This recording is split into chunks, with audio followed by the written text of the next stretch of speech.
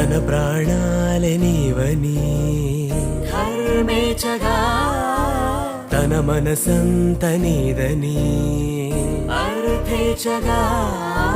తన వలపంత నీకని కామేచగా అవధులు లేని ప్రేమకై మోక్షేచగా మూడు ముళ్ళతో 7 అడుగుల